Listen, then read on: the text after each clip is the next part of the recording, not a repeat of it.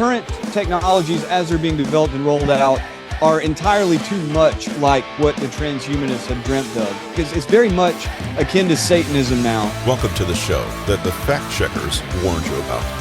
The one that debunks the mainstream narrative and gives you high signal, actionable content that helps you navigate the cloud world.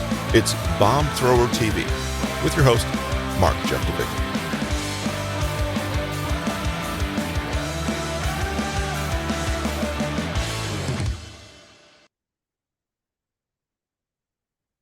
Hey, Joe. Hello, hello. It's been so long since I've done one of these. Welcome back to Bomb Thrower TV, one and all. I am happy to come back from a summer break with none other than Joe Allen, who is you've probably seen him on Warroom talking about transhumanism and the war against humanity. That is the subtitle of his new book, Dark Aeon.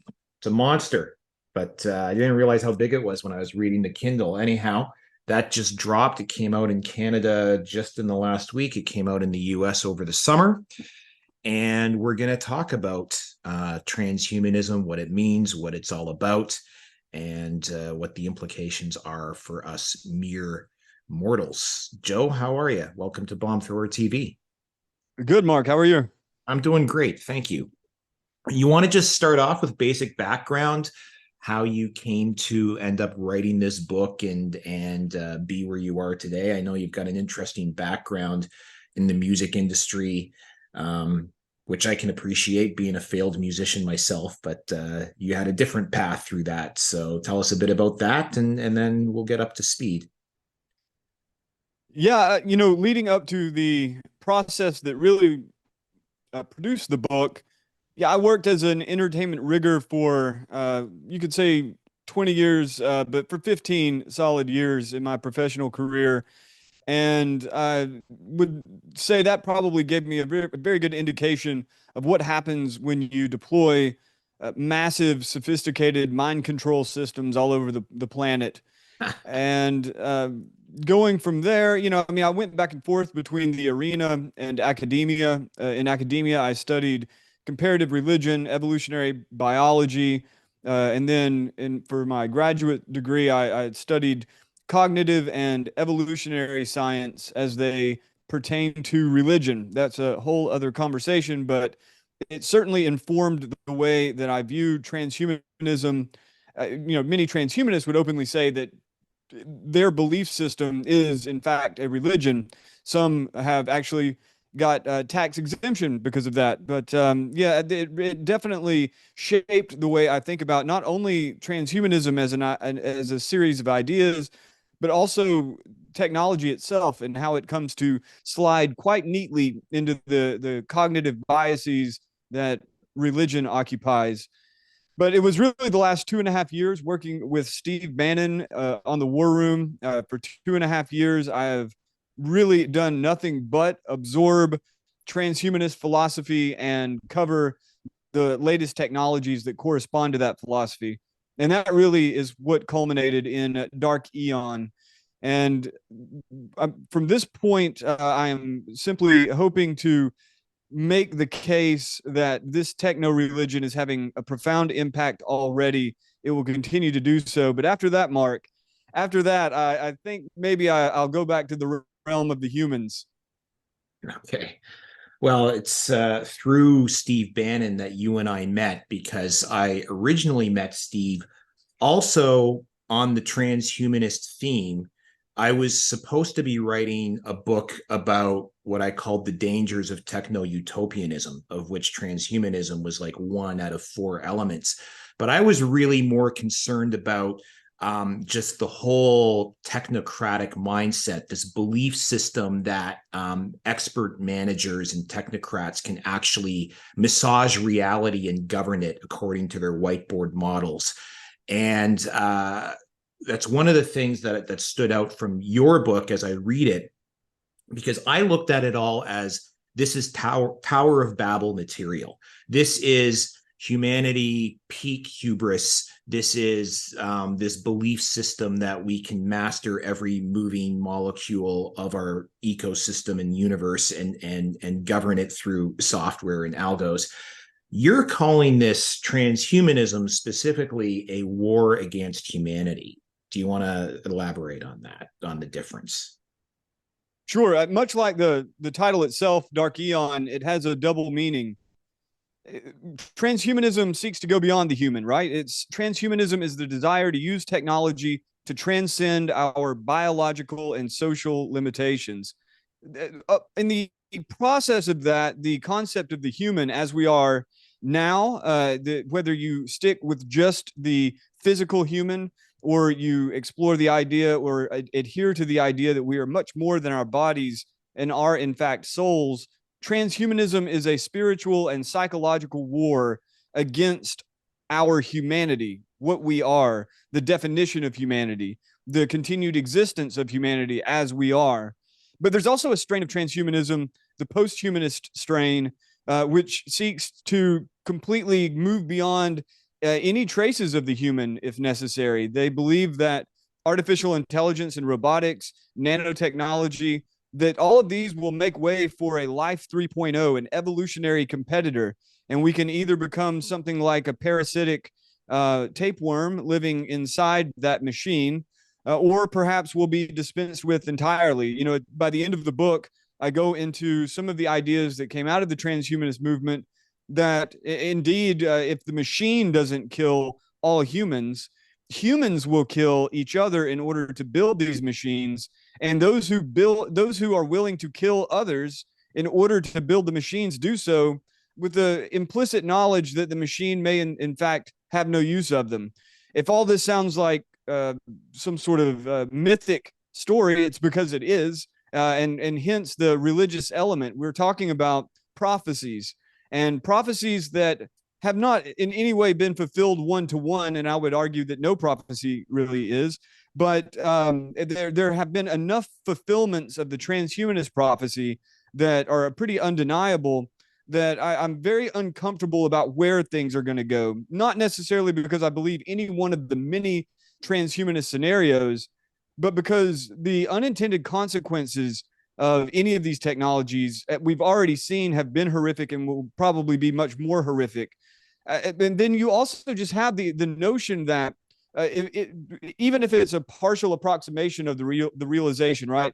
Even if the human machine merger doesn't go much further than what we have right now, the mythos around this human machine merger as a positive thing, I think it really paves the way ideologically for technocratic systems of control. The more people believe that this is a natural way of life, the easier it will be for any person, whether they be leading a corporation or a military organization or any other powerful institution, to the extent that institution is mechanized and digitized, and to the extent those who adhere to it become in essence digitized and mechanized, transhumanism and its many counterparts and offshoots, it provides a mythos that makes it natural. It justifies that situation.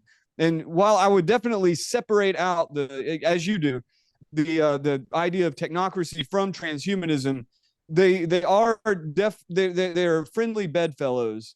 And there are many transhumanists that eschew technocracy, and there are many technocrats that have no desire to upload their minds to machines.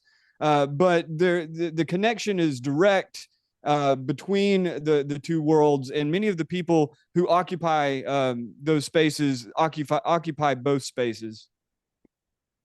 I think the common ground between those spaces is what I think you called it in the book, the materialist inversion, and I always called it the great inversion. It's this idea that material matter is the base layer of reality, and that mind is an epiphenomena of just neurochemicals sloshing around in your brain.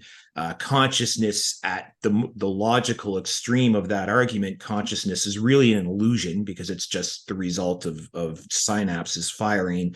And conscious and souls, like souls are not a thing, right? Because that's just something we imagine ourselves to have, because everything is really just, gassing off, from consciousness, from matter. And I think like we've talked about this offline. I believe the complete opposite. I believe, the base layer of reality is non-material. It's whatever you want to call it, spiritual, and matter condenses down from that. But that belief that matter is the base layer, which is the opposite of what most spiritual disciplines or religions would tell you, leads to this disaster of cascading side effects of like trying to organize reality around organizing matter, but not understanding second order effects, or not understanding what's actually animating the matter underneath. That was kind of long-winded. I'll cut to a very simple question.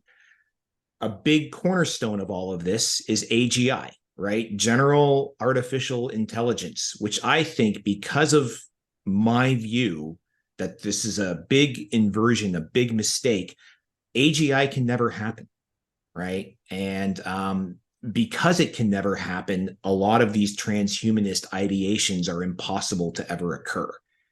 But you said something offline that kind of made me think twice about it. So maybe we can, I don't know if you remember what you said, but we can sort of explore that now.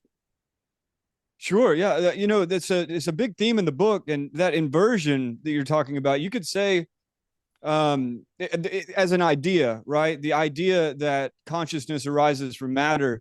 You're well familiar with the Greek philosophers, Democritus and others, who believed that very thing, that all is material and everything rises out of that. And while it only enjoyed a brief moment in the spotlight until the scientific period, after once science becomes the base of reality for so many different people and cultures, scientism, there's really, for the longest time, there wasn't much, there were few places to turn. You think about Descartes, and he basically turned everything into the material. Everything is mechanical except for that conscious spark in the mind.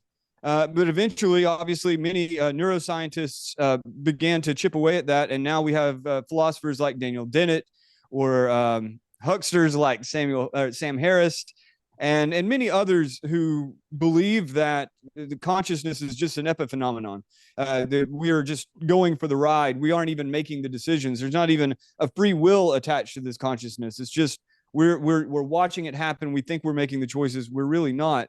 And it's Harari, Yuval Noah Harari, also falls on this. Many of those who believe that artificial intelligence will be a better decision maker oftentimes lean on that idea that we're not even making the decisions anyway. Our brains are. So that there's kind of a juxtaposition there between those two views. I'm certainly much more on your wavelength as far as that goes. I certainly believe that mind precedes matter. It's a belief. I think the evidence is actually quite a bit stronger on the other side, but I doesn't really. At this point, we can see that evidence, the amount of evidence, is oftentimes corresponding to the amount of funding that any given philosophy gets. So I'm not really all that worried about it.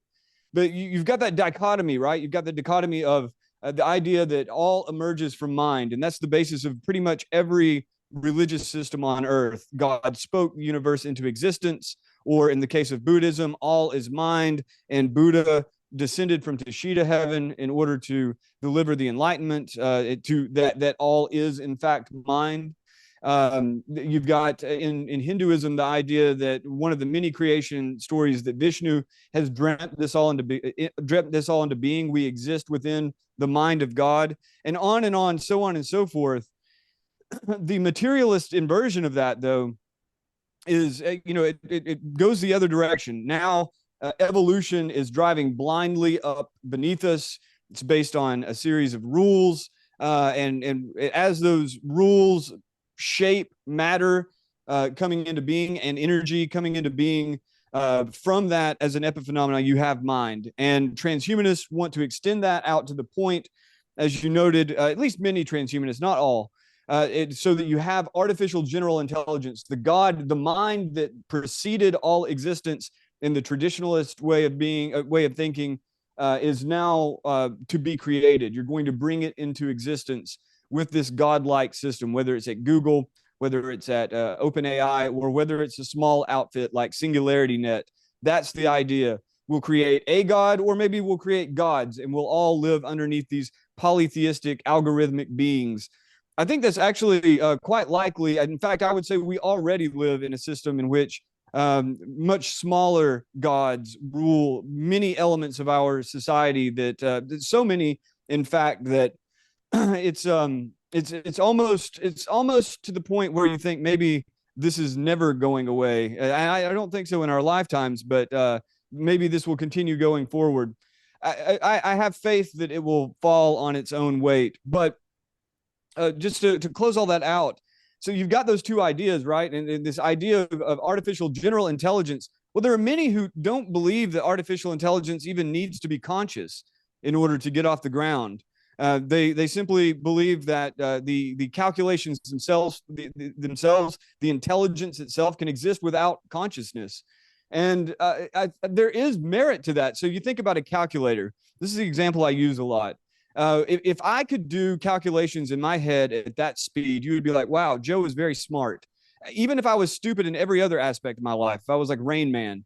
But if I could do that one thing, you'd be like, man, Joe's smart. And even if I'm just like I am right now, you wouldn't say Joe's smart because he can talk a lot or because he can, take the trash out efficiently. You would say Joe's smart because I could do all these wild calculations in my head. It's a form of intelligence. And so even a calculator, as dumb as it is, as mechanistic as it is, I think implicitly a calculator does represent artificial intelligence. It's just very, very, very, very narrow. And these newer systems, whatever their limitations, are spectacular. They simply didn't exist before. Nothing like that existed before. GPT is phenomenal. Yes, it does all this stupid stuff. Yes, it's oftentimes artless. I think that the same could be said of a small child, and this is the way that transhumanists see it, that we are in an embryonic phase. These AIs are like children. And the dream going forward, obviously, is to start linking things like GPT to things like optical recognition, or linking GPT to things like spatial recognition and object manipulation, robotics, basically, and link all of these different narrow intelligences together in order to create one generalized mind. I'm completely agnostic as to whether that could happen. I'm fairly agnostic as to whether or not it's conscious. But I think some version of it is already happening. And so whether or not it fits your philosophy or my philosophy, that's their religious belief. And as they see the manifestation of their prophecies one by one, it gains energy, it gains power. And I don't think anyone would deny the power of Silicon Valley, nor the power of DARPA and the Defense Department in general, nor the power of Wall Street or the CCP. And this religious conviction, we are creating gods in silico. These gods will, in fact, have better decision-making capacity than humans. They will be like calculators times a billion. If you could do that calculation in your head, right? I can't.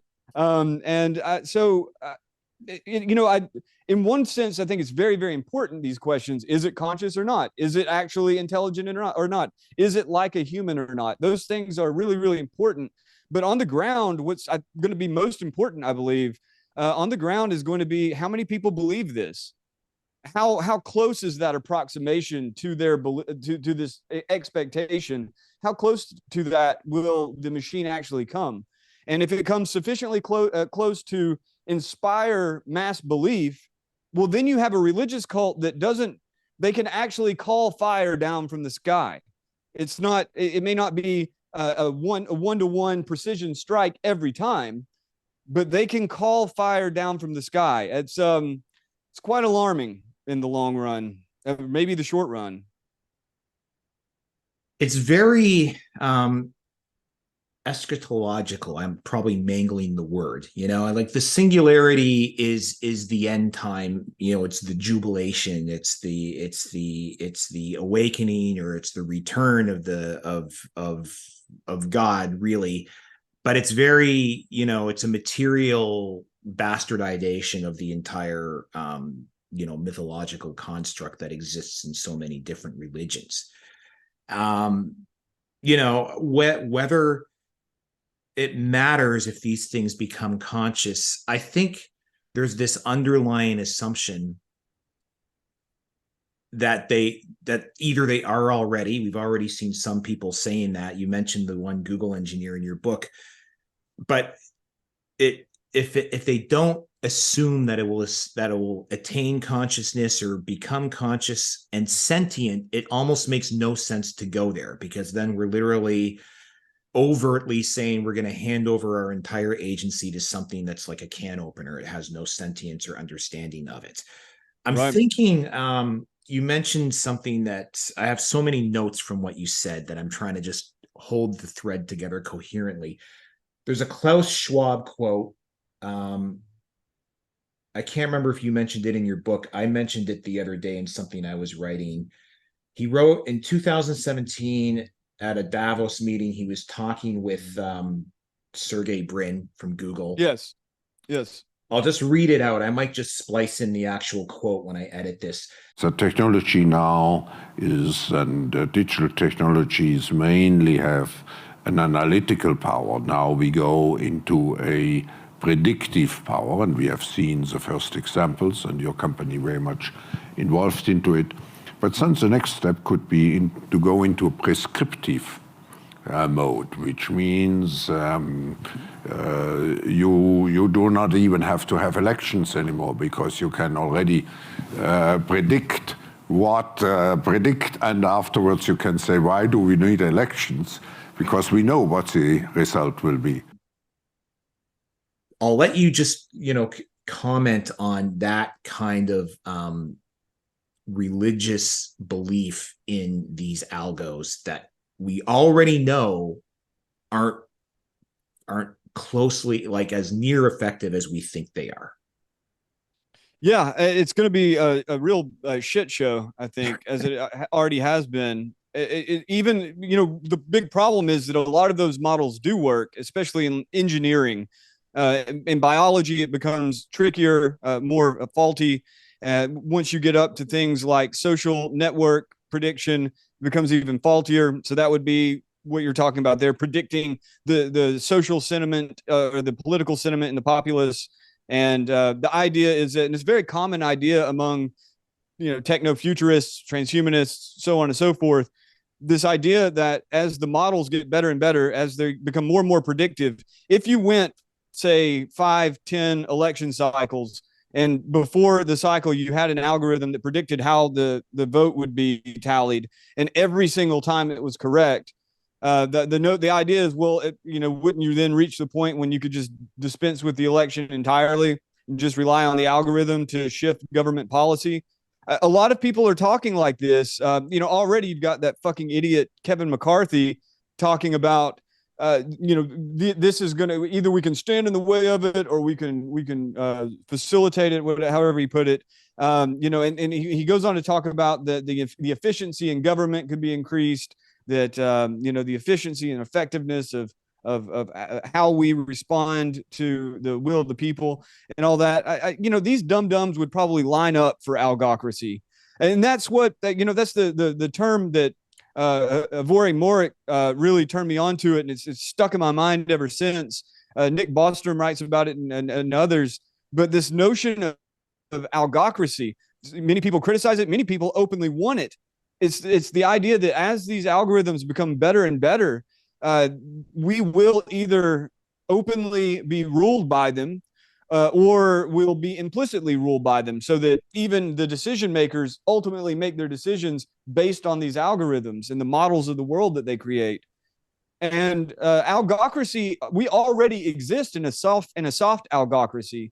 Many of us, and myself included at this moment in my life, it hasn't been that long, but certainly at this moment in my life, much of my life is now ruled by an algorithm or a bunch of different algorithms. This is something Harari talks about a lot, that we are in essence becoming fused with these algorithms. It's becoming very difficult to distinguish our own decisions from the algorithms that have fed us the information upon which we base the decisions, or maybe even just made the decision for us.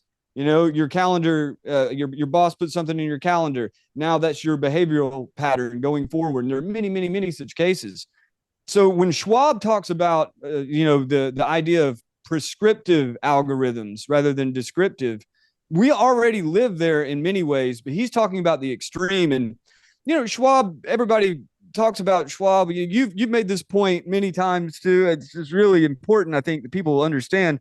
Klaus Schwab is not ruling anything. He's just talking about yes, he influences a lot. The policy papers that come out of the World Economic Forum oftentimes get implemented. It's very influential. But for the most part, he's downstream of much more powerful organizations. So when he's talking to Sergey Brin about algorithms deciding elections, or you can imagine any other behavior, any other social outcome, he's speaking on behalf of Google. Even with Google sitting there, he's speaking on behalf of Amazon. He's speaking on behalf of BlackRock and State Street. He's speaking on behalf of those people. I honestly don't know to what degree they determine his thoughts, how much his algorithm is determined by their algorithms. I'm sure he probably has much independence on his own, but by and large, the World Economic Forum and the sentiments that come out of it, including something so despicable as the idea of all of us being ruled by algorithms, that's coming downstream from those powerful organizations. And it's also coming downstream from extremist thinkers like the transhumanists. The World Economic Forum really is a place where actual transhumanists and their ideas are connected with billionaires, are connected with these tech companies and their executives, and are, of course, connected to government officials. To close that out, I'll just say that the more we live in an algocracy, the more human decision making is weighted towards the machine. To me, it's going to be hell on earth. I think that you're going to see more and more people who choose not to do that, and those who love it. It's very convenient. I just like it. What's your problem with it? And I have a sense that there's a certain relativism to it. A lot of people really like the idea of it. They like the idea of being covered in biosensors that tell them when to eat and how to exercise. They like the idea of self-surveillance. Or even authoritarian surveillance. I think that's going to be one of the main problems going forward, is those who take the mark and those who don't, so to speak. Yeah. When you talk about, the World Economic Forum being downstream from other organizations, and I'm listening to you and I'm hearing this and I'm like, I still don't think of the world, Davos and Klaus Schwab. I still don't think of this as being the output of a secular human conspiracy sitting around a star chamber saying, this is what we're going to tell Klaus to say at the next economic forum. I've always said these are the outputs of dynamics, right? And forces, like market forces even. So it's not being directed in a conspiracy-like manner. It's just kind of the result of flawed incentives, perverse incentives, that kind of thing. But I also, I'm comfortable talking about it with you. You mentioned it in your book. There's this very, like, if it's downstream from something, it could be downstream of an ethos that doesn't quite ground itself in our Cartesian reality. And I'm thinking Rudolf Steiner. I'm thinking the spirit of Aramon. Like, I'm thinking this whole impetus that is otherworldly. Let's just call it that, right? I don't like the word supernatural because I don't think there is anything outside of, naturally occurring reality, but just reality is a lot more nonlinear than a lot of people think. And so there's this, Steiner was saying this for 100 years, or he's saying it 100 years ago. Humanity is going to lose contact with its own soul, with its own spirituality. It's going to weigh itself down into matter and become obsessed in matter. And that's exactly what we're talking about. I mean, that's what it looks like. It means that suddenly you have high priests talking about algocracies, or however you pronounce it. That's what this looks like. And it's unavoidable. I mean, Steiner, he even went so far to say that Aramon would incarnate as a human, sometime around now, like the late 1900s, early 20s. I don't know if I go that far with the trip, but I've always jokingly said, a few of our tech billionaires sort of ticked the box on a possibility. Yeah, what was that picture that you had? I wish we could just throw it up right now. That picture you had put up of Mark Zuckerberg next to that sculpture that Steiner had made of Aramon. It's yeah, perfect. It's uncanny. I'll put it in when I do the edit. I'll put it in, and yeah, I mean, I looked at it and I'm like, I did it almost for comic value, but it was pretty damn close. I mean, somebody that notable, you want to find a resemblance to a picture. There's enough pictures of them out there. You're going to find it, but it kind of looks uncanny. It really does. And then, where is Meta going? They're going into the metaverse. It's exactly what the world covered with digital spider webs, that you were talking about from Steiner in the book. And yeah, I tell you what, if you don't mind, so as I mentioned in here, that for half the time I wrote the book, I was staying in the house of an anthroposophist. yeah, And it was really wild, man. I mean, I one of my closest mentors for the last 2 decades is an anthroposophist, and I'm not myself an anthroposophist. There are many things that I think are very, very valuable, but let's just say that Steiner is a wild trip, and it's not one that I'll take it in small doses. I'm not ready for the blast off. But something very strange happened when I was staying in the house of this anthroposophist. He told me about Steiner predicting the internet's the way he put it. That he predicted the World Wide Web. It was kind of vague, and so I'm with him a lot. I'm with a number of other anthroposophists in that community. They met every week. Went and spoke with them on one occasion for a day, and so nobody could trace it down, right? Like I would ask all of them, where's this quote come from? Where is it? There's all this stuff about this prediction that vaccines would degrade the human being, his prediction of the bee colony collapse and all that. They all had that chapter and verse, but not this one. So nobody could find it. It went on for about a month. And one night, my host just slapped a book down on the kitchen counter. He's like, I got it. I'm like, sweet. And he's like, but I'm sorry, it was a gentleman who had written a book about Rudolf Steiner and technology, right? Just taking his lectures about technology out and anthologizing them. He's like, I got it. I got the anthology, but it doesn't seem to have the quote in it. So whatever, we'll just keep looking. And it was wild. I picked up the book. I opened it up directly. It was a page. I wrote it down here. Page 52. And sure enough, there was the quote. And you don't have to believe in clairvoyance, nor do you have to believe in Rudolf Steiner's visions. You think about in 1921, the way he described the future from a vision, and Rudolf Steiner spent half or most of his life in these visions of other worlds.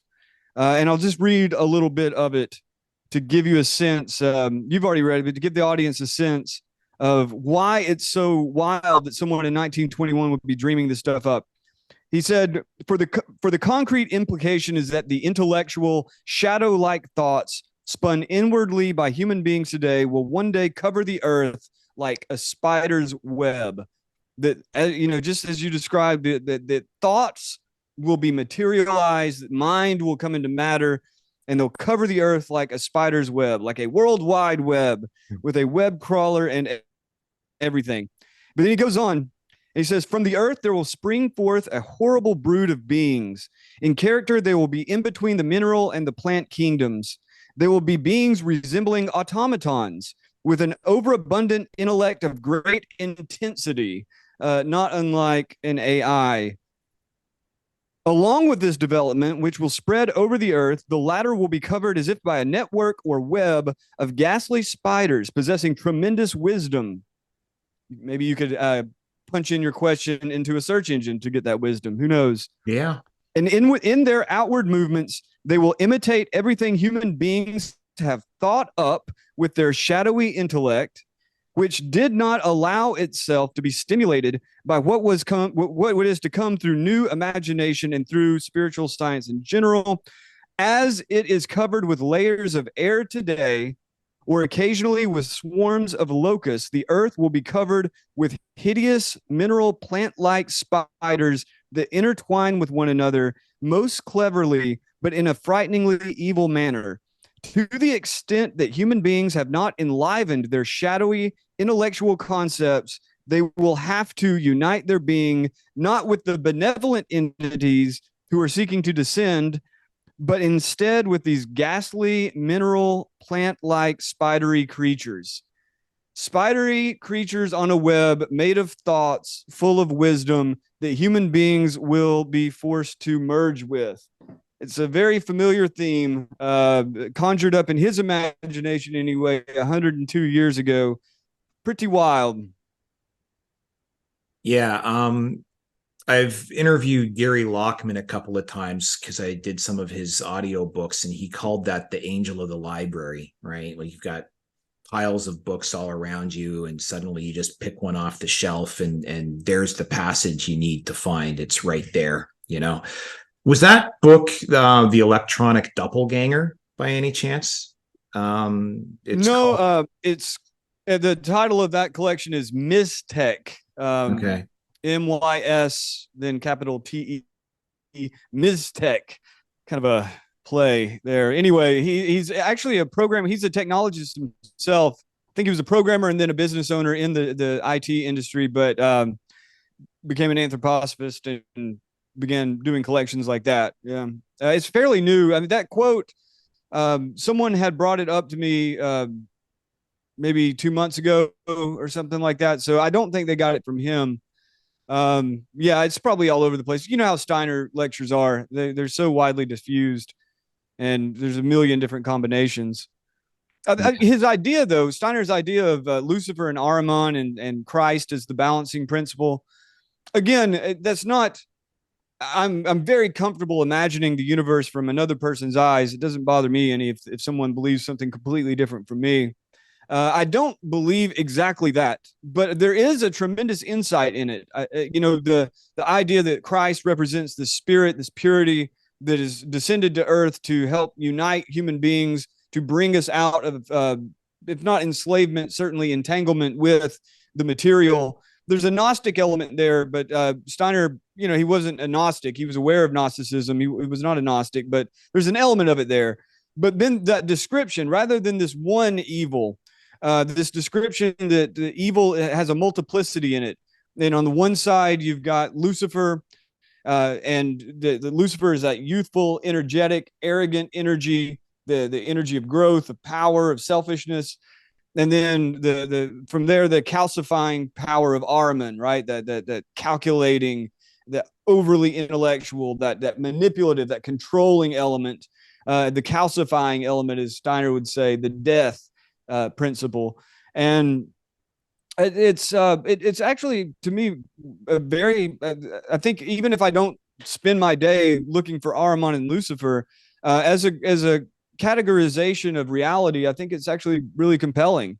And also just the idea that that these things are fairly necessary, right? That Lucifer and Aramon, while they are the source of all of these evils, that in the end, these things are necessary. You're not going to just escape them like that. And I think a lot of religious fundamentalists spend a lot of time denying how much they do in the devil's service. By the devil, I mean the 7 deadly sins and all of that. And especially as described by Steiner as the dual factors of selfish arrogance and manipulative and calculating control. It really is just part of our human nature, and there will not be a time until we are all angels that those forces are not necessary for us to survive. Anyway, before I utter any more heresies, I'll turn it over. But yeah, it's I think I have a lot of appreciation for Steiner's vision, and certainly a lot of appreciation for the people who have been inspired by it that are in my life. So I won't fixate on him for the entire podcast, but I mean, he did say multiple times that not only was all 3 incarnations, is how he phrased them, were necessary and unavoidable. Well, I mean, he said they were unavoidable. two of them had already happened. So, but he said aramon was so that makes it pretty unavoidable. Yeah, but that they were necessary. They were necessary for man's evolution. And when I was writing, my book on techno-utopianism, which I still want to get back on the front burner one of these days, I'm just working on the other one right now on CBDCs. But anyway, it was very Luciferian, right? The Tower of Babel is a Luciferian construct because it is humanity trying to usurp God. We're trying to become God. And we're literally saying it all over the place. Kurzweil and all of them. We are becoming our own, we're inventing God, or we're becoming God. And that's a very Luciferian aspiration. And then on the other side of the coin, we've got this counter directional force in Aramon, which is like everything is material, everything is nature, everything is matter. You don't have a brain, you don't have a mind, you don't have a soul, you don't have any of that stuff. You're just kind of like meat walking around. And if you're lucky, you can even ditch the meat and just upload your consciousness into the cloud, which I always thought was the ultimate contradiction in those terms, because at the logical extreme, consciousness is an illusion. So you're going to just upload this illusion into the cloud and live forever. It doesn't really make sense at that point, but that is kind of the extreme argument at that point. I was going to, so speaking of Kurzweil again, and there's others too, like Yudkowsky, what's his first name? Eliezer Yudkowsky, yeah. Now he sort of shifted his attitude on where he thinks all this is going, but they both still have this belief. This kind of goes back to what you're saying about, does it matter if it's conscious or not? Does it matter if it's sentient or not? This belief that if something mimics behavior closely enough or indistinguishable from true behavior, it may as well be conscious, it may as well be sentient, even if it's not. And I find that to be like not really logical. Like if it's not sentient, it's not sentient. It doesn't matter how well it mimics sentience. And right back to Yudkowsky's famous thought experiment. It wasn't his. Someone posted it on his website, the Rocco's Basilisk. Oh, Rocco's Basilisk, yeah. Yeah, where it was like, well, I guess now that we've mentioned it, we kind of have to sort of bring the readers up to speed on it really quickly. Do you want to do that, like the 30-second version, or you want me to do it? Yeah, Rocco's Basilisk is the idea is similar to Pascal's wager. If an artificial superintelligence is going to exist one day, it will have the power to resurrect all existent souls now. If in this life you supported the creation of the artificial superintelligence, it will reward you by either resurrecting you, or if you're still alive at the time, it will give you a heaven you can upload your consciousness into and will keep you around and keep you entertained. If, on the other hand, you argued against the creation of artificial superintelligence or general intelligence, then it will resurrect you and torture you for all eternity. And when Rocco posted that on Less Wrong many years ago, Yudkowsky came back with this scathing response: "You idiot! Now you're giving it the idea." And it's that kind of gives it's humorous because it gives you an idea of like how extreme they are in their thought, but also how seriously certain members of that movement take it. To just Yudkowsky is really intelligent. But like many really intelligent, pretty autistic, neurotic people, he has these big blind spots that he's not very fond of having pointed out. And just, I don't know, these weird emotional outbursts and temper tantrums like that. People listen right now. You have politicians on Capitol, but many people I respect actually listen to Yudkowsky's warnings about the coming human exterminating artificial superintelligence, and they take it very seriously. It got published in fucking Time for that's like the normies Bible. And so, his ideas are being taken very seriously, and I think he should be taken seriously. He's very intelligent, but he should be taken with a grain of salt too. Jesus, he's really a wacky dude. Anyway, Because even his antidote to a artificial intelligence extermination event is to impose basically a dystopian dictatorship to moderate. We're either going to be moderated by the algorithm that tells us what to do, or we're going to be moderated by these guardians of the temple that say you can't invent that because that's going to lead towards AI. Towards the end of the book, I weave that in together. You've got two other thinkers that preceded him that had equally horrific ideas. Nick Bostrom, famous for his book Superintelligence. It's at this point probably one of the best written books exploring all the possible outcomes. And Bostrom suggested on multiple occasions that you need a global totalitarian government. His paper, The Vulnerable World Hypothesis, argues that to protect from all sorts of disasters, but including artificial superintelligence, you need a governmental body that is global and has the power to shut it down no matter what. And part of that is surveillance. He's previously argued that every person of any worth at all needs to be surveilled, that they would have freedom tags that surveilled everything that they did, and you would have Patriot stations to process the data and all this. And the idea being that if you have the potential to create nanobot swarms that eat everything, or even just bioweapons, or if you have the potential to create a deep fake farm, or if you have the potential to create an artificial superintelligence that can kill everybody, well, if you accept that as true, which I'm quite agnostic on the possibility. I suspect anything like that will happen will be half-assed, which may be even worse. But for him, he takes it so seriously, he's willing to squash the freedom of everyone on the planet, at least implicitly, because otherwise we'll all die. And Max Tegmark, who wrote the book Life 3.0, he also talks about that as one of the possible paths forward in regard to true artificial intelligence or artificial general intelligence, that it'll just never happen because of what he calls the 1984 scenario. And it's very counterintuitive because people think of 1984 as a technological system that is enslaving people and controlling them. And so they automatically associate any kind of transhumanist or technocratic mentality with 1984, right? But it's this weird gray zone where many of the people who want to avoid the full development of certain technologies see 1984 as a barrier to that universal surveillance and control, to keep an even larger technocratic artificial superintelligence from taking everything over.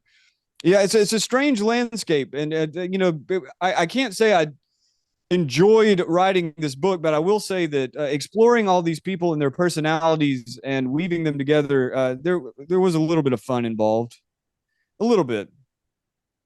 It comes out in the book.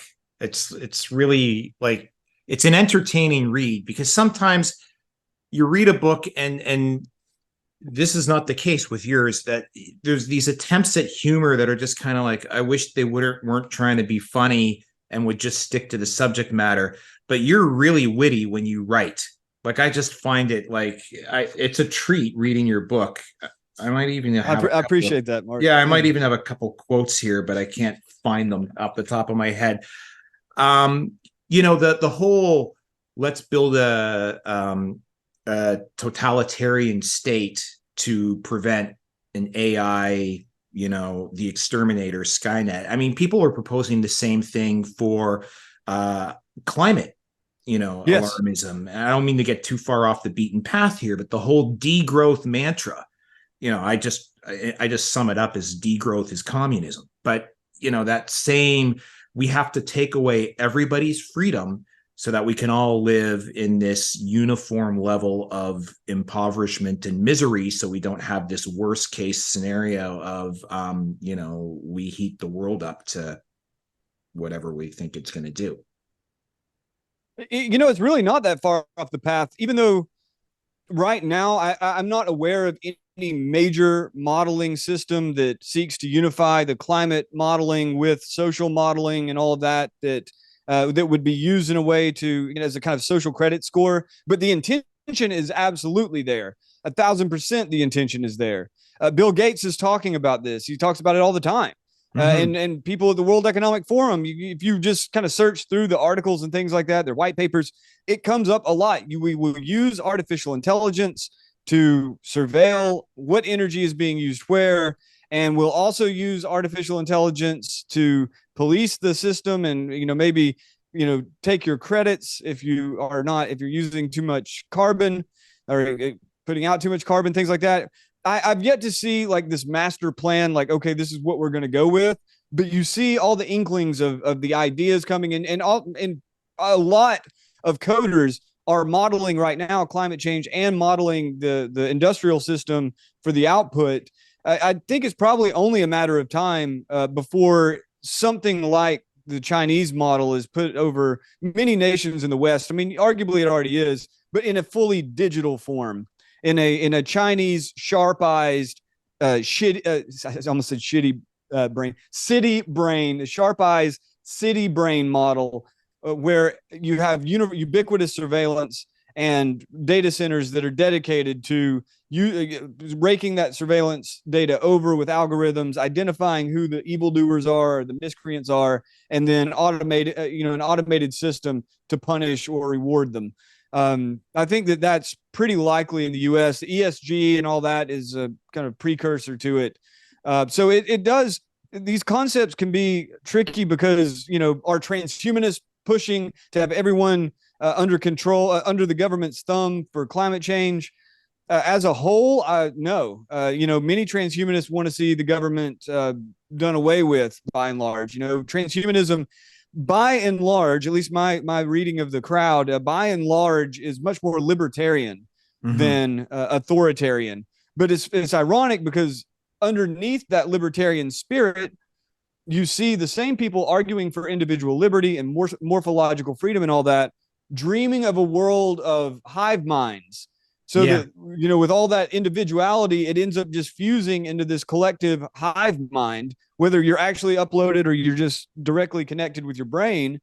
And in the end, this vision of the singularity, this vision of an AI god or a pantheon of AI gods coming to rule the earth, and especially like Kurzweil's way out there vision of once it comes online and once it really starts doing its thing post singularity, it'll start converting any available matter into computronium benevolently. But, it basically everything around it will just start to become computable matter. And even if you just set aside the plausibility of it, the psychology underneath is so wild because Kurzweil himself, he's not a libertarian really, but he is very much about his individual self, right? He's a very kind of selfish, egomaniac kind of guy. And yet he dreams of giving himself over to this godlike AI, and he dreams of that AI suffusing every last molecule on the planet and then out into the solar system. If I were to talk about how I'm going to go into Sweden and get all of my Nordic brothers and sisters together to invade all the southern hemisphere and take it over so that our sperm and ova will eventually go on to seed all life in Africa, and you will either live under our rule or not. I mean, you could say that's the entire history of colonialism, but anyway, just to stick with now, or we will eradicate you, or maybe we'll just eradicate you anyway. And we'll do so because we're super intelligent and super powerful, and we have a whole lot of battery power. Obviously, I would be shunned from society. In some places like Germany, they would just probably put me in jail, which is not a good thing. But I'm just saying that's the standard. If you start talking about genocide, people are like, "Hey, that's not cool. You can't be a genocidal maniac." But these guys, including Sam Altman, and even though Elon Musk is like, "Oh, the AI genocide's coming, but I'm going to build one anyway." In all of these cases, the end goal of everything is totalizing. You won't be able to escape it. If it's authoritarian, you won't escape it because you've been ensnared in a society run by an AI algorithmic super god. Or if it's libertarian, it's just a matter of evolution. And if you couldn't outcompete the cyborg or the AI, then you just simply get left behind. And so it's just this kind of implicit genocide that it will be not because of an authoritarian ruler, it'll be because evolution. Yeah, I think these ideas are fucking abominable, and they should be at the very least examined openly and honestly, if not, if you don't just simply shun these people altogether. But unfortunately, they literally control not the lesser transhumanists, but the tech corporations who are oftentimes suffused with these ideas, like Google, like OpenAI. They are controlling most of the information flow in the planet and much of the public discourse altogether, and quite a bit of the politics and certainly the money.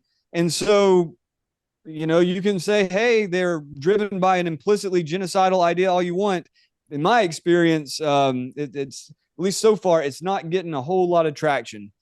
But who knows? If Dark Aeon becomes a bestseller, maybe it'll snap people awake. It's not like I'm the only one talking about it either. I think Whitney Webb is a perfect example of someone who's identified this.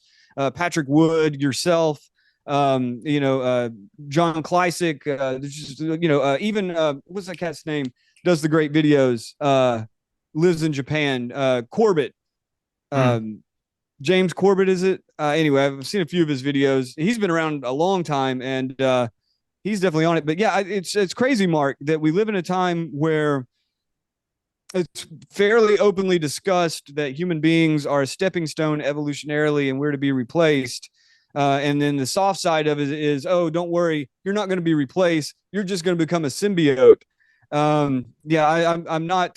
I'm not encouraged by these ideas, nor the power that a lot of and prestige they have, nor am I encouraged by the response of day-to-day people when they learn about it.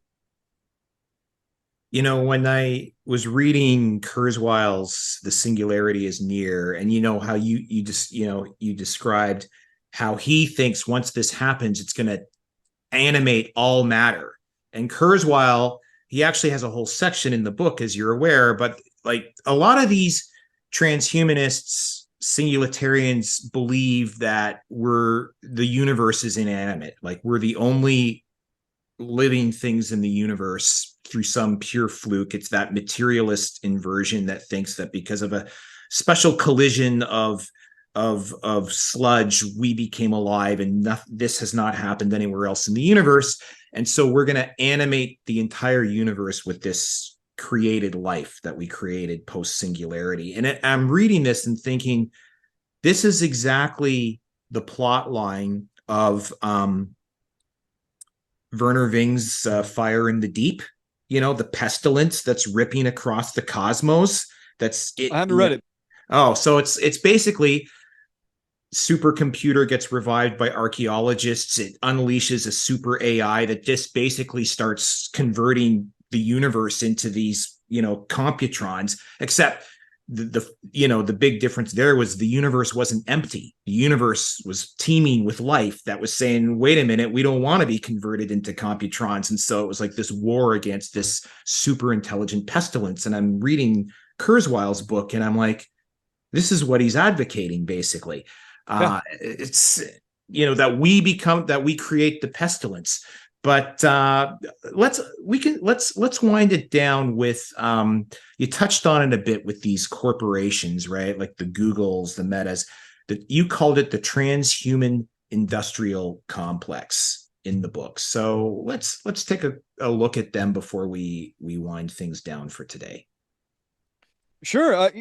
Transhumanists, by and large, aren't very powerful or influential on their own.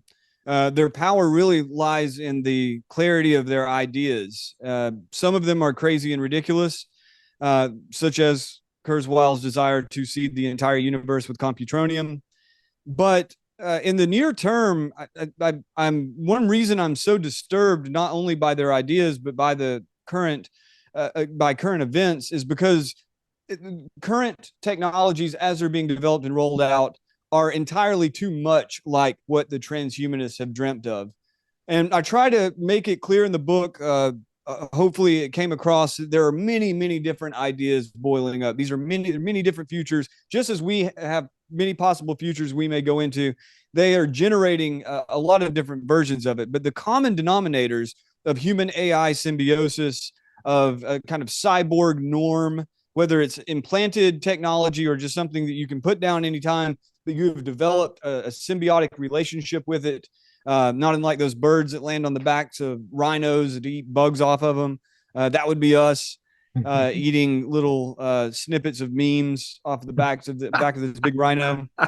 But yeah, I think that resemblance of both the ethic and the product and the overall attitude, the core belief systems in Silicon Valley on up to Seattle and other places where these tech corporations predominate, they are very transhumanist in their orientation, whether they call themselves that or not. I think transhumanism has definitely become, and which I, to repeat something I'd argued in the book, it's very much akin to Satanism now. Nobody runs around saying I'm a Satanist. Even the people who do like super satanic entertainment, none of them are like, yeah, but I'm a Satanist, right?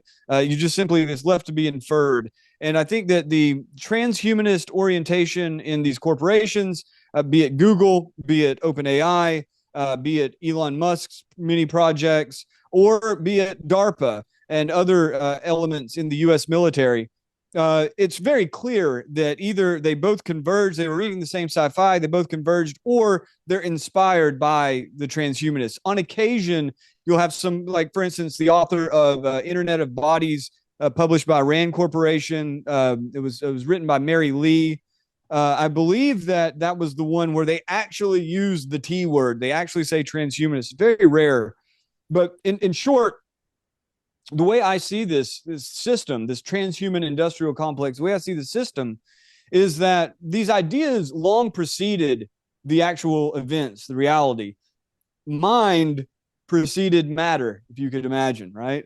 And these ideas shape and structure and inspire the actual technologies. They inspire the creation of the technology. They inspire investment in and diffusion of the technology. And of course, these ideas inspire people to purchase and use these technologies, unless they're forced down your throat, as they are in many Asian nations. And as we've learned in America post-pandemic, any minute it could be like that here. And so, like this, it emanates out of this dream world. And reality is always just going to be an approximation of those dreams. It's never going to be perfect, right? Maybe kind of like no organism on Earth is perfect, even if you can sense the dream that upon which it's built. And as these dreams come into reality, those of us who don't see that as heaven are facing a hell on Earth. And right now, America, it's been fairly lax. And Google, of course, has been used to surveil everyone, as has Amazon, as has Apple, as has Microsoft. The government has various agencies, security state agencies, alphabet agencies have partnered with them to get information on specific targets or whole populations. All of that's happening, we know, but we're still, as these prison walls are built around us, we're still left with a fair amount of choice. So it's kind of imperceptible. It's kind of hard to tell that it's happening. But when the pandemic response came out, it was very clear to everyone that this system had been built and that they would use it if they desired, which they did. It was clunky, thank God, because if it was perfect, then we'd be fucked. But it's there, it's powerful. It's more powerful than any one of us is. But it's not more powerful at the moment than all of us are. And so I really do believe that some degree of motivation is going to be needed, but it hopefully will happen, not unlike the Trump phenomenon, but perhaps something that endures.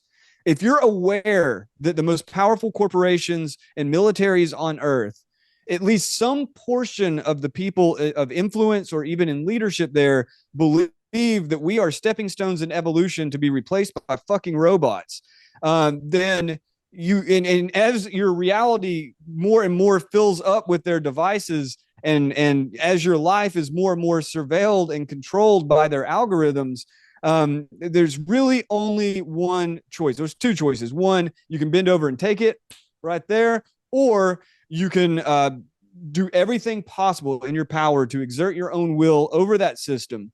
Or you can retreat. There's three. You can retreat. You can find some idyllic place that hopefully within your lifetime nothing's going to be able to touch you there. But in the course of generations and over the course of history, these people have thought out the future. They thought out maybe not every angle. They thought out many, if not most. And they're very articulate. They're very intelligent. They're not completely insane. Some of them are, but even they're very articulate and intelligent. We're going to need people like that on our side. We're going to need more of them. And we're going to need more people on our side to be thinking about the future. Even if they're thinking about a future that's a lot like now or even a lot like 1950, they're going to have to be thinking real hard about how they're going to make that happen in a future that's competing with their futures. Because, I know Gab has their new AI system and all, but yeah, give me a fucking break. It's not going to, Christ GPT is not going to take down Chat GPT. Ain't happening. So, yeah, I think that's what we're really facing, though. I think that even people like Elon Musk, who are ostensible allies, if to the extent you hold him up as a hero for political gain or just to be cool, what you're doing is you're signing on to his future vision in some approximation. And if you like that, if you like the idea of super intelligent AI and brain chips and going to Mars and living basically on constant lockdown in a fucking dead desert, and if you like the idea of having robots around to jerk you off or whatever those things are going to do, which, by the way, he talked about doing, or he didn't say it like that. He's much more of a gentleman, maybe. Then, if that's a future you want to get behind, then yeah, okay, cool. He's not PC, fine, cool. He said he's taking on the ADL, man. He's gonna fix it all, man. Yeah, but to me, it's that long-term vision, and these corporations and the military, the corporate military alliance, that complex, that's really the power. That's where it's going to happen. And that's really what we have to worry about. So it's a long way of saying, I think we're going to make it, Mark. I think we're going to be all right. I would leave it there, but I got to ask you one more thing, because you work with them on a day-to-day basis. When I met Steve Bannon, a few years ago, he believed this issue, the transhumanist issue, was going to be the number one election issue of 2024. Now, obviously, the timbre, the zeitgeist has shifted a lot since then. But and I'm not asking you to speak for him. I'm just like you in the war room, in that, that observer that you guys are covering. Like, where do you see this fitting in the election, in the zeitgeist, in the attention of the people, like in the next now to couple of years out? I don't think that politics is going to fix it. Would like to think it would. I think if people like Josh Hawley have their way and we have stronger and stronger data protection, that it's going to be better.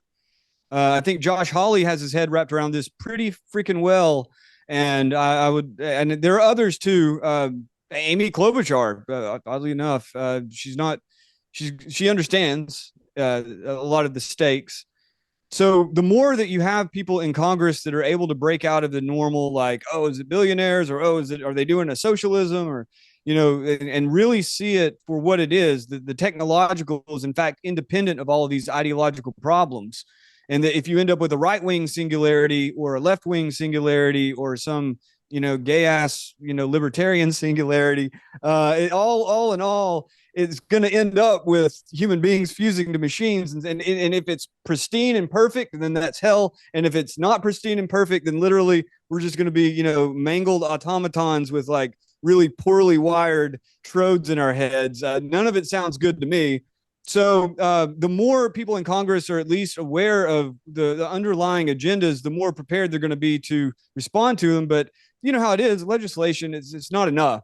I think that it's going to be really important to shape it, but it's not enough. And right now, I mean, you've got the closed door meetings with Elon Musk and Zuckerberg and Sundar Pichai and Alex Karp from Palantir and all of these people meeting with Congress under Schumer to start really hammering out what they're going to do about this whole problem. Well, we have no idea what they're saying. No, this is a big problem. I see regulatory capture in the future is the most likely scenario. Steve is much more a man driven by vision. And so he is just about like we've got to stop it in some way or another, even if it means going full Yudkowsky. I wouldn't want to see it go full Yudkowsky unless, in fact, you're talking about an actual, godlike AI that's coming up. Then we can start lobbing bombs at it. But starting there, I think the biggest thing we need to do. Look, one of the most practical. I know I've gone on too long here, but one of the most practical things that has been brought up, and I'm not a huge Vivek Ramaswamy fan. He's okay. He's Hindu. That's cool. That's about the coolest thing about him, if you ask me. Other than that, he's kind of a, I don't know, puppet, but or maybe puppet's been not the right word. A parrot. He's very much a parrot. He just kind of says whatever is good. But he has argued, as have others, that children should not be allowed to use their smartphones in schools, and that children, by and large, that there should be some sort of regulation as far as like selling electronics to kids and stuff like that. Kids shouldn't be on these social media platforms digitizing their personalities until they're old enough to at least know what they're doing. I think that is probably the most sane path forward. Doesn't involve killer robots. It doesn't involve people being injected with nanobots that turn them into zombies. Nor does it involve marrying your real doll. But it does involve protecting the next generation from some of the worst elements that are coming. So even just saying stuff like that, China does it. If it's good enough for the freaking Chinese, surely it's good enough for us. I think those sorts of things will be the real where it happens in the political realm, because super intelligence and all that, even the most aggressive predictions, which is now Musk, oddly enough, a year ago, he's like, 2045 is way too soon. It'll be much more gradual.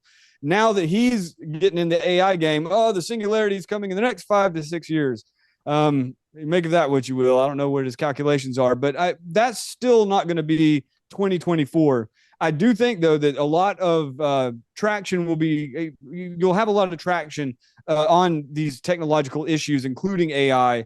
And I think that for me, the one that I'll support no matter what will be the one who has some degree of Ted Kaczynski spirit in them. Not saying that they have to start blowing stuff up, not saying that they have to, call in their speeches on the Senate floor from their cabins out in the woods. But I am saying some awareness that there's a problem inherent in the technologies themselves, and that the technologies themselves need to be reined in, not the billionaires and not the doing the socialism people, but the technology itself is a problem. That'll get my vote.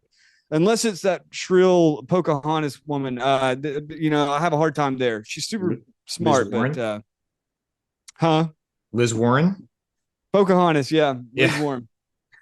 No, but yeah, I've rambled on long enough about that. I don't think politics is going to be the center of the solution. I think it's going to be personal choice and communal choice. And as that radiates out, the politics is downstream of the culture. The culture is downstream of the spirit. I think that's going to be everything in this fight. But the politics is part of that process. And at some point, you're going to have to say, no, you can't put a fucking trode in a baby's brain or a teenager's brain, in the same way that right now it's like somebody's got to step in and be like, no, you can't do that to kids. Not going to happen. If you do it, we'll hang you in public. Same thing, on down the pike. I even right now, and this is the last thing I'll say, but anyone who sells a smartphone to anyone under the age of 21 should be brought out into the street and whipped like Singapore, and not just a specific number of lashes, whip until you can hear the agony in their bodies coming out of them through their shrieks and their tears. Anybody who sells a smartphone to anybody under 21, and anybody who pulls a smartphone out at dinner, I think should be expelled for a week from the community. I mean, literally, they have to sit outside in the woods for a week and fend for themselves. If they don't make it back, well, there goes the smartphone problem. So another reason that I probably am not the person to ask for political solutions. I'll just briefly say one of our biggest regrets as parents was letting our daughter have a smartphone too early. She's a good kid. She doesn't read books anymore. She used to be able to plow through a 600-page book in like 3 days. Now, turns out she's watching a lot of like some of the stuff she's watching on YouTube is like, oh, that's kind of cool. That's interesting that you're watching that. But we really do kick ourselves for not being like delaying it and not being more vigilant on just the use, and we hope eventually she'll just like, it'll become less, like she'll get more back into reading, and she still does athletics and all of that stuff. But it's like, yeah, that was a miss on our part as parents. And I would caution parents who still have younger kids and haven't made that decision yet to put it off as long as possible and to be a lot more vigilant about the usage going on. So I totally hear How would you have known though? Right. I mean, I think it's kind of like the 60s. The technological revolutions, a lot like the cultural and drug and sexual revolutions of the 60s. I mean, parents kind of knew, especially as time went on, like, hey, this rock and roll thing's a little crazier than we thought. Like, it's actually doing some real damage by the 70s, especially. But they were completely unprepared for that world. And now you're at a point where that was like over the course of a generation. Now it's like the little micro generations are completely unprepared for the issues of the next, micro generation.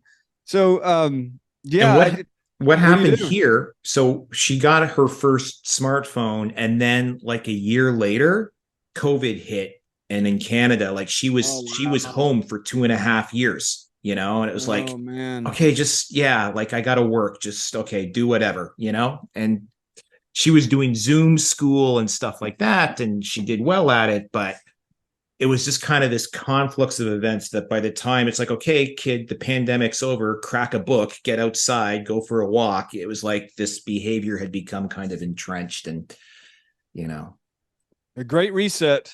Yeah. As Klaus Schwab predicted, or influence, that would probably be one area of influence, but, many of the new normal digital devices will be a permanent fixture. Yeah. It's I'm very, very encouraged by how many locales are not part of the new normal didn't stick. Yeah. But in little elements, and especially elements like that with kids, the damage they did. Let's just say that they deserve something akin to the person who sells the cell phone. Maybe a little worse. Maybe they deserve 2 days worth of lashings, or way worse. I do hope that justice is served there, but we'll see. Yeah.